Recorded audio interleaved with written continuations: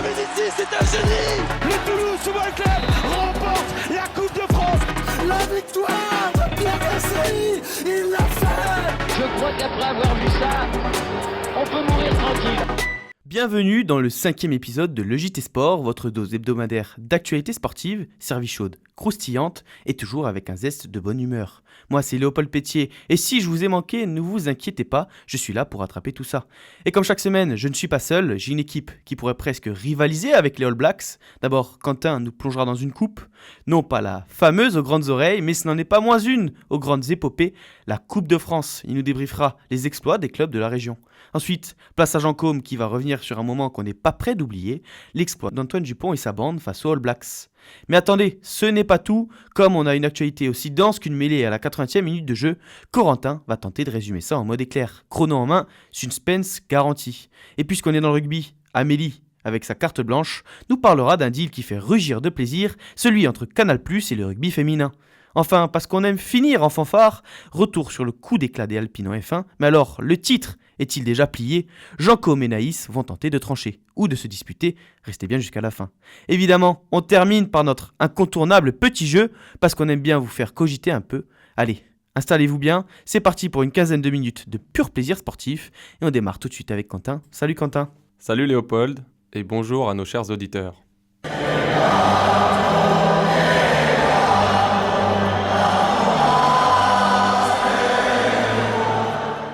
Pour commencer cette rubrique régionale, laissez-moi vous conter une histoire.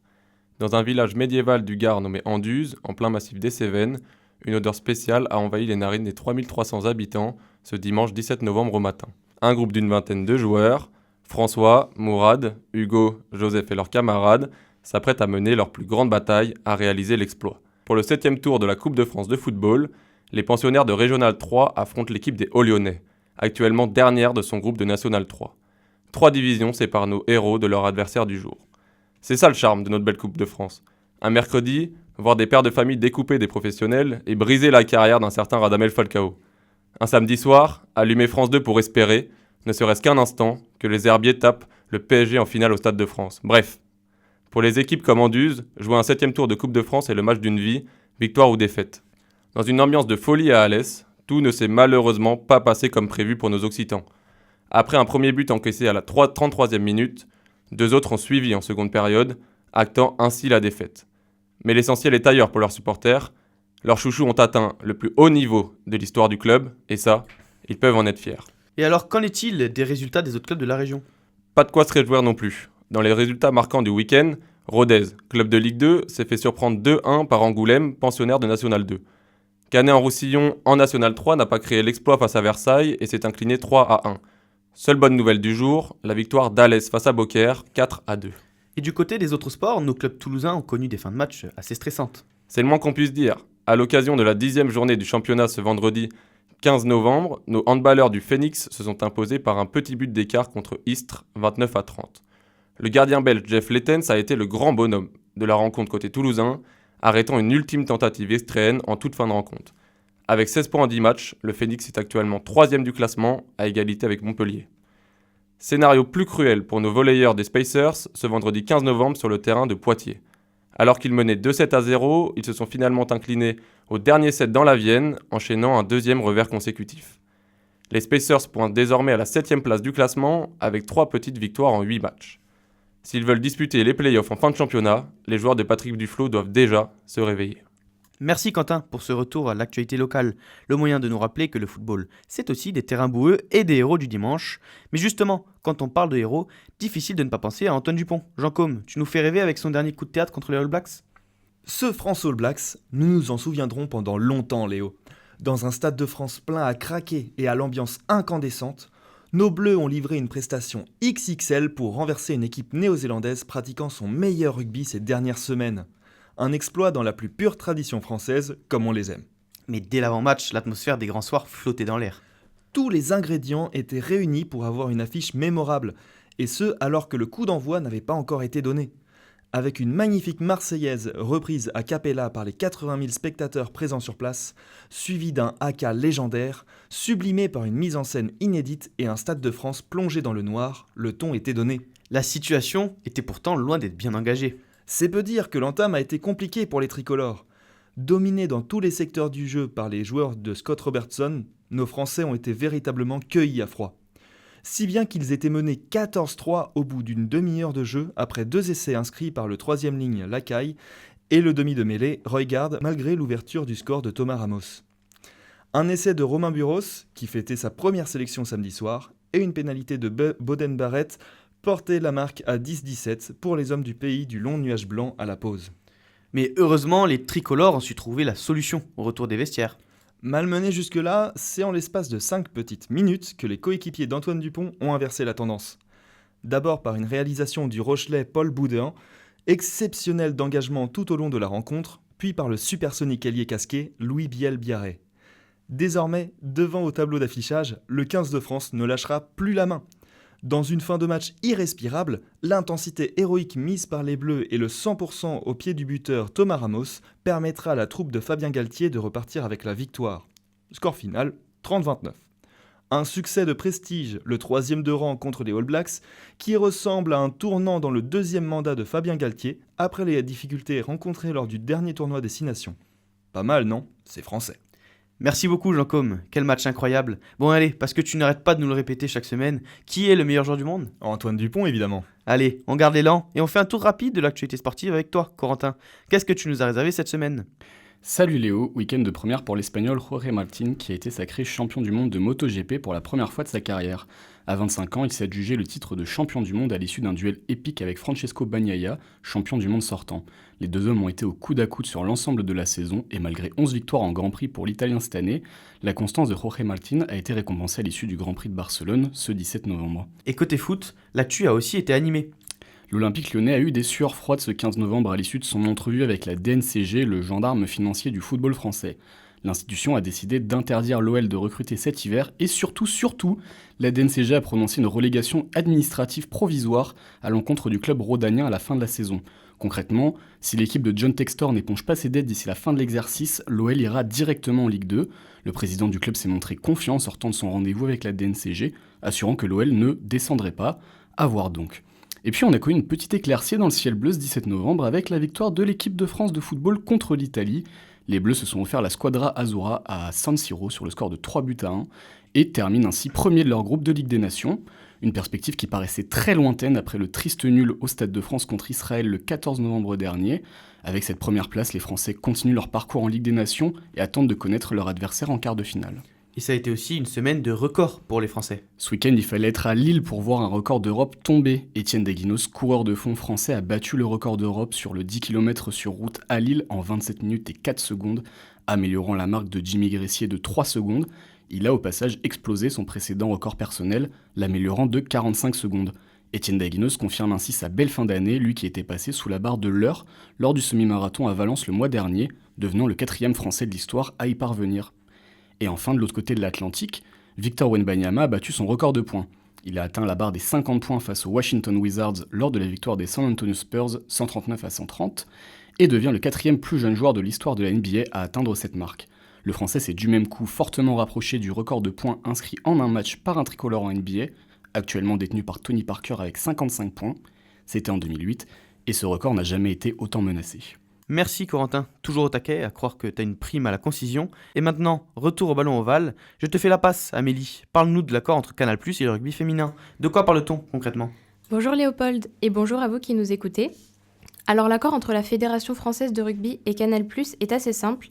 La plateforme prévoit la diffusion sur la saison 2024-2025 de 5 matchs du championnat d'élite, dont le premier a été diffusé le 2 novembre et opposait les Lions du Stade Bordelais à l'ASM Romagna, avec une victoire des Lions du Stade Bordelais. Cette retransmission à la télé, qui peut être ordinaire chez les équipes masculines de rugby, est un vrai pas en avant pour la visibilité du rugby féminin puisque c'est la première fois que le championnat bénéficie d'une telle exposition médiatique. Justement, je vous propose d'écouter les quelques mots de Fabiola Fortesa, joueuse du Stade Bordelais.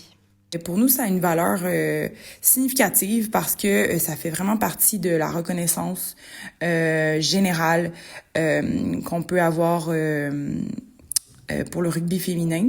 Tous nos efforts que on fait au quotidien, nous en tant que joueuses, le fait de s'entraîner presque professionnellement, mais de pas être professionnelle, en fait, d'avoir cette visibilité-là, c'est comme une certaine récompense. Généralement, les gens sont de plus en plus positifs par rapport au rugby féminin. On joue pour nous, bien entendu, mais c'est sûr que d'avoir la reconnaissance du public, ça va nous aider à long terme. On est le meilleur niveau féminin en France et le meilleur niveau masculin en France, c'est le top 14 et eux, leurs matchs sont diffusés à chaque semaine avec une diffusion de qualité, alors que nous, on n'a pas cette chance-là. Il faut améliorer la constance de cette retransmission-là. On va dire que l'accord avec Canal+ n'apparaît pas par hasard, puisque le président de la FFR, Florian Grill, explique que cet engagement survient à l'aube de la Coupe du Monde de rugby féminin qui se déroulera en 2025. Selon son assemblée générale de 2024, la FFR se donne pour objectif d'atteindre les 100 000 licenciés EES à l'horizon 2027. À voir si la Coupe du Monde donne des idées à certaines. En tout cas, cette décision marque un tournant dans le rugby féminin et on espère que ça continuera. Merci Amélie, ça fait plaisir de voir que le rugby féminin prend de la hauteur, et ça, grâce à toi et Canal+. Mais en parlant de hauteur, les McLaren en F1 ont atteint les sommets cette saison, mais ont-ils une chance de battre Supermax? Jean Côme et Naïs, on vous écoute pour ce débat plein de chevaux, sous le capot évidemment.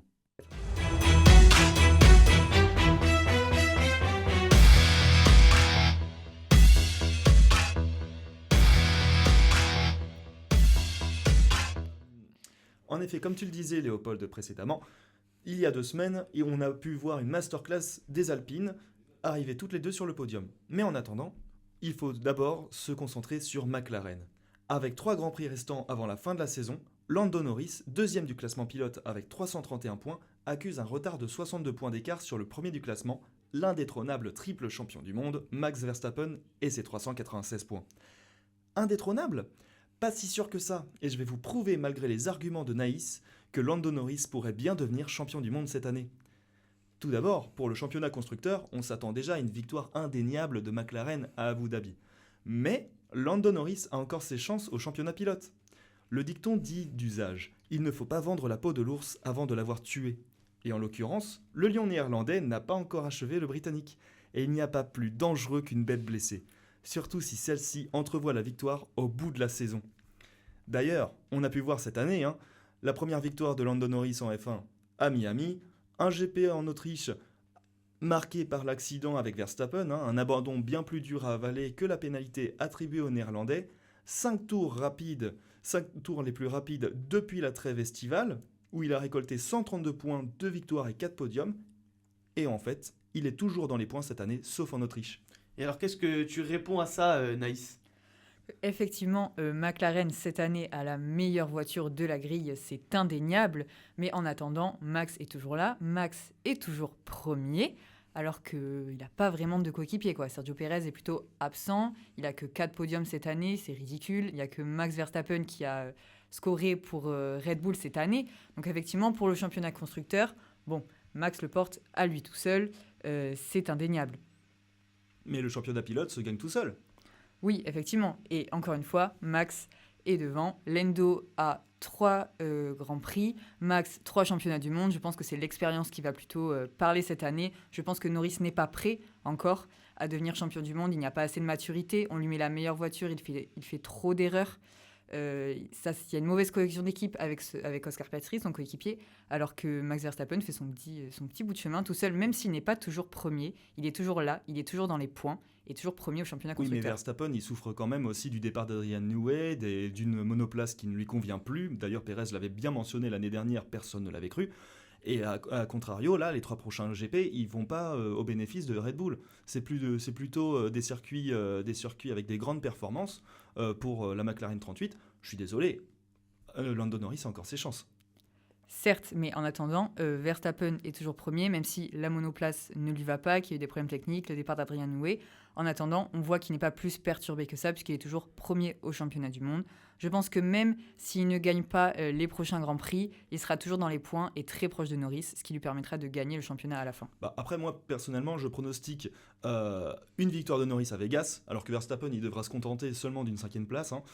15 points d'écart remportés à Vegas, c'est un écart resserré, des chances de voir le titre se décider à Abu Dhabi, et cette fois-ci, Nicolas Latifi, ou bien Gotifi pour les autres, ne sera pas là pour aider Max Verstappen à acquérir son titre. Voilà la chance de Norris. Je pense qu'il faut se remettre de 2021, qu'il faut passer à autre chose. Alors certes, il est encore possible mathématiquement pour Norris de remporter le championnat du monde, mais il est très peu probable que ce soit pour cette année. Ils auront déjà le constructeur, c'est déjà très bien, mais pour venir à bout de Max Verstappen, ce n'est pas encore suffisant. Merci beaucoup à vous deux. On voit que cette question divise chez les passionnés de F1. Passons tout de suite à la dernière étape de ce podcast, celle que vous attendez tous, le fameux quiz. Pour gagner, il vous aura juste suffi de bien écouter le podcast. Êtes-vous prêts? D'un côté, Naïs et Quentin, et de l'autre, Jean-Côme et Amélie. Ah oui, la concurrence. Qui est meilleur? Qui est meilleur? C'était meilleur. Ah, si el MP répond parce qu'il est là. Excusez-moi, je m'énerve, mais parce que des fois il me gonfle. Pour rester dans le thème, à quel âge Lando Norris a-t-il été titularisé en F1 aux côtés de Carlos Sainz? 18 ans, 19 ans ou alors 20 ans? 20 ans. Faux. Et c'est 19 ans. C'est faux. C'est 18 ans. C'est 18 ans. Yes. C'est à seulement 18 J'ai ans hésité. que McLaren annonce que le champion de F2 rejoindra son écurie. Donc vachement tôt. Un plaisir pour Jean-Côme. Après, on peut quand même noter Max Verstappen qui commence à 17 ans. C'est vrai, c'est vrai. Bon point pour Naïs. Le god de sa génération finalement. Lâchez le débat, les gars. Bon, petite devinette désormais. Assez facile si vous avez suivi l'actualité française ce week-end. Si je vous dis ces mots. Fusée tricolore au casque rouge. À qui vous pensez? Louis Bielbiarré. Bonne réponse. Et c'est fini. Bravo aux gagnants et merci à tous d'avoir été avec nous. Le podcast JT Sport, c'est déjà fini pour cette semaine. Pensez à nous suivre sur Instagram, Facebook, Twitter et maintenant YouTube. Merci à Quentin, Jean-Côme, Corentin, Amélie ou encore Naïs derrière les micros, Romain et Daniel à la régie. On se retrouve dès mardi prochain pour un nouveau podcast. D'ici là, portez-vous bien et surtout, vivez sport.